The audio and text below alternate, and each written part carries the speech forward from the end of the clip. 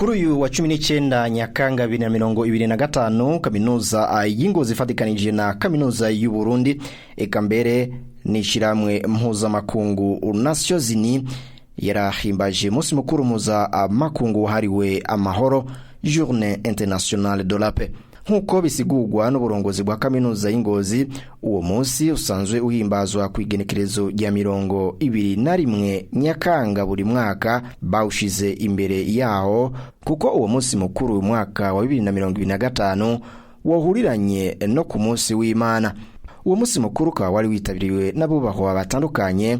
Umuhanuzi mukuru mu biro vya Buramatari w'intara ya Gutsi ya Butanyerera yari yaserukiye Buramatari, Pierre Claver Ndayicariye umukuru w'umugwi CVR, abaserukira amashirahamwe atandukanye bari baje bava mu bihugu vya Amerika n'ahandi.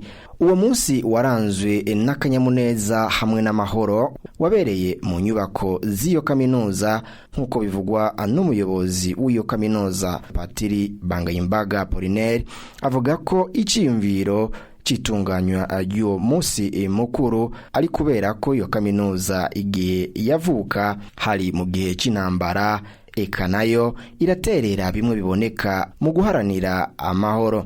Abatanze inyigisho zijanye n'amahoro barerekanye ko amahoro ari igikorwa gikwiye guhagararirwa na buri muntu kandi kamahoro y'ukuri ahera mu mutima imbere yuko aseruka inyuma ko umuntu akwiye gufita amahoro akayasabikana n'abandi kuko atawushobora gutanga ico adafise. Patiri Bangayimbaga Apollinaire umuyobozi w'iyo kaminuza avuga ko nkuko mu civugo c'iyo kaminuza kivuga ku mahoro kubwiwe ngo ntaco bimaze gufita vyose ata mahoro ufise no kubana neza n'abandi. Turazi neza yuko vyomarira iki umuntu kumenya ibiharuro vyose vyo kw'isi, vyomarira iki kumenya ivy'ubutunzi vyose vyo kw'isi atazi kubana, atari umuntu w'amahoro, atari umuntu yubaka, kuko amahoro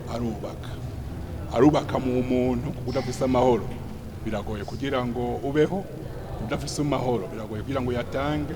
None rero umunyeshure wese aza ngahaya turamuha ico cigwa caho university igituma university yaje ngahaya.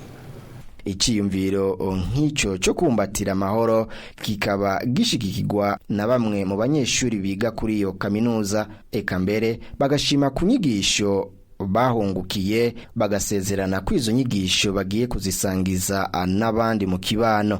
Nkuko mu civugo ca kaminuza kivuga ubwacu paix savoir développement, ukuvuga hatabaye amahoro ubumenyi ntibushoboka n'iterambere ntirishoboka. Kuri ico rero amahoro niwo mushinge w'iterambere kuri vyose, tutayafise ntaco twoshikako. Rero nka jewe nk'inyigisho nashoboye gukuramo hano nuko nozisangiza abandi mu kibano canke n'abanyeshure dushobora kuba twiga hamwe kugira nabonye bizoshobore kubagirira akamaro mu iterambere turimwo mu mbona kazoza turimwo ya 2040 no gutera imbere muri 2060. Mwomenya kwico kigo ca kaminuza yigenga y'Ingozi kimaze imyaka 26 kuva kibayeho.